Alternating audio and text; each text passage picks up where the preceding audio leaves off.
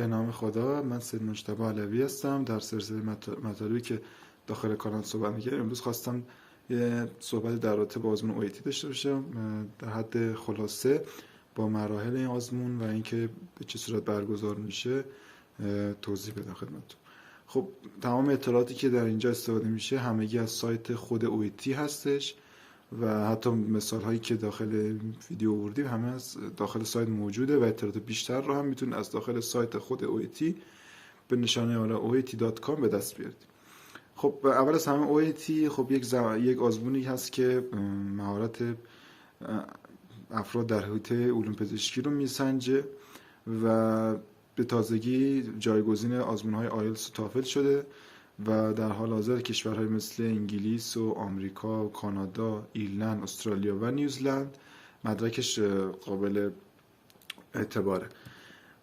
خب این آزمون به 3 روش برگزار میشه. یک آزمون حالا کاغذی داره، یک آزمون کامپیوتری داره که در بعضی از مراکزی که حالا سنترها برگزار میشن و یک آزمون حالا در منزل که حالا بیشتر بچه‌ای که میرن جای دیگه امتحان میدن هم آزمون کاغذی و کامپیوتری و اینکه داخل ایران خب برگزار نمیشه این آزمون. برای شرکت در اون آزمون میتونید حالا به کشور اطراف مراجعه کنید، حالا ترکیه و پاکستان و امارات. خب خدمت عرض بکنم که خب این آزمون 4 تا هیته رو بررسی میکنه: لیسنینگ و رایتینگ و اسپیکینگ و ریدینگ. که حالا با لیسنینگ شروع میکنیم. خب لیسنینگ حالا خودش آزمونش یک آزمون 40 دقیقه‌ای هست و اینکه از 42 تا سوال تشکیل شده و اینکه معمولا یک مکالمه صورت میگیره و شما با توجه به اون صحبت‌هایی که انجام میشه گزینه درست رو انتخاب میکنید. خب 3 تا پارت داره، پارت A داره، پارت B داره و پارت C. پارت Aش معمولا 5 دقیقه طول میکشه. شما به یک مکالمه بین 2 تا پزشک یا مریض گوش میدید، یه مریض یه پزشک. حالا بسته به اون رشته‌ای که هستید اون مکالمه ممکن تفاوت پیدا بکنه و با توجه به اون چیزایی که مکالمه کلماتی که رد و بدل میشه اونجا شما میایید پر میکنید جا خالی به این صورت که همچون فرمی در مقابل شما قرار میگیره. لیسنینگ پخش میشه، مثلا مشخصات مریض رو نوشته، مثلا سنش رو نوشته، مشکلی که اومده رو نوشته. شما با توجه به اون چیزی که اینجا میشنوید مثلا اینجا حالا پر میکنید اینا رو. بعد حدود حالا 12 تا سواله که 2 تا لیسنینگه و 12 تا سواله. خدمت عرض بکنم که این از این. قسمت دومش خب یه پارت بیش معمولا شما فرصت دارید 1 دقیقه یک متن رو بخونید چند ثانیه، بعد یک نفر حالت مونولوگ یا دیالوگ صحبت میکنه و شما با توجه به اون چیزهایی که میشنوید گزینه درست رو انتخاب میکنید که حالا 3 تا گزینه هستش. مثلا سوال 25 اینجا میبینید که اومده نوشته که یک پرستار اومده با همکارش صحبت میکنه، بعد میگه که به همکارش چی میگه، چه هشدار بده. شما یه مکالمه رو میشنوید، از بین اینا یکیشو مثلا انتخاب میکنید A، B و C و اینا. بعد همینطوری این بخشم که انجام دادید میرید سراغ پارت C.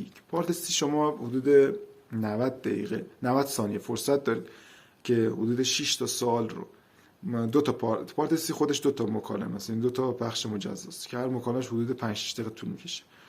اول به صورت 90 دقیقه 90 ثانیه به شما فرصت میده که همچین چیزی رو ببینید. بعد شروع میکنه به سوال پرسیدن، شروع میکنه به مکالمه دیالوگ یا مونولوگ شروع میشه که شما بعد با توجه به اون چیزایی که میشنوید اینجا انتخاب بکنید گزینه صحیح رو که حالا به نظر بنده بعد سخت ترین پارت همین پارت C هست، چون که باید دائما با متن تعامل داشته باشید و اینکه حالا ممکنه حالا حتی مثلا یه جایی باید درک مطلب خیلی کامل هم نمیشه سوال رو در آورد از اینجا. 2 بخش تشکیل شده، بعد هر کدوم 6 تاست تقریبا، مثلا 31 تا 36، بعد اینجا 37 تا 42 که اینا 2 تا پارت رو گوش میدید و پارت لیسنینگ تموم میشه. خب قسمت اولش پارت ای که حالا جا خالی پر میکردید معمولا توسط 1-2 تا حالا داور صحیح میشه منتهن، و پارت بی و سیش که حالا با کامپیوتر اسکن میشه. در رابطه با ریدینگ خدمتتون عرض بکنم، ریدینگ هم 42 تا سوال داره و اینکه حالا 60 دقیقه فرصت دارید و این هم همین حوزه پزشکی با تجربه رشته‌ای که هستید، حالا پزشکی، دندانپزشکی، فیزیولوژی و هر رشته‌ای که هستید اونجا سوالا در اون زمینه مطرح میشه. این هم تا پارت A و B و C داره. پارت Aش که حدود 20 سوال داره. شما فرصت دارید که 4 تا یه متن جلو شما قرار میدن، یکی دو صفحه، پارت A، B، C و D. شما در ابتدا باید اون متن رو بخونید در حد حالا 4-5 دقیقه. بعدش یه فرصتی دارید که به سوالات پاسخ بدید که حالا مثلا سوال 1 تا 7 اگه دقت بکنید اینجا مثلا نوشته که مثلا فلان مطلب در کدوم پاراگرافه. شما مثلا میتونید A و B و C و با توجه به مثلا پاراگرافی که بوده اینا رو پر بکنید، حالا به عنوان مثال، که اون نسبتا راحت، بیشتر مهارت اسکنینگ شما رو بررسی میکنه. قسمت بعدی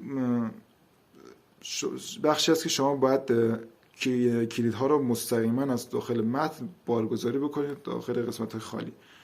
مثلا سوال 8 مثلا ملاحظه می‌فرمایید مثلا یه سوال پرسیده، شما اونو میایید دقیقاً عین متن رو باید دقت بکنید، عین متن رو بذارید داخل این جواب عموما جواب اینا استفاده کنید. اینجا دقت بکنید نشه word and short phrase که همون رو شما قرار میدید داخل این سوالات که اینم حالا اگه دقت بکنید سال 8 تا 14. بعدش تو همین قسمت پارت A اون 6 تا سوال آخر هم اینجا ازتون میخواد که اعداد و هر چیزی سوالی هست رو به صورت جا خالی حل بکنید که اینم نسبتا راحته. شما باید دقت بکنید اینجا دقیقاً همون چیزی که هستش رو از متن بیارید، نه که جابجا بکنید. پارت B و C خب با هم دیگه امتحان برگزار میشه. وقتی پارت A شما امتحان دادید دیگه برگر ازتون میگیرم ممتن اگه کاغذی باشید و پارت B و C رو در خدمت شما قرار میدم. که حالا اگه همطور که میبینید پارت B خودش حالا از 6 تا قسمت تشکیل شده که هر قسمتی حالا یک پاراگراف حدود 120 کلمه اینا داره، 120 تا 180 کلمه ایه و از اونها شما یک گزینه درست انتخاب میکنید. پارت C هم که به این صورته که شما پاراگراف های طولانی‌تر رو مطالعه میکنید و از هر پاراگرافی حدوداً مثلا 5-6 تا پاراگراف از هر پسیجی 5-6 تا سوال رو هم جواب میدید که مجموع 45 دقیقه این فرصت دارید. این بخشی که ملاحظه میکنید پارت B هست که همونطور ملاحظه میکنید یه پاراگراف بهتون میدن اینجا و این پاراگراف رو سوال رو از توش اینجا علامت میزنید، سوال با توجه به اطلاعاتی که در اینجا هست.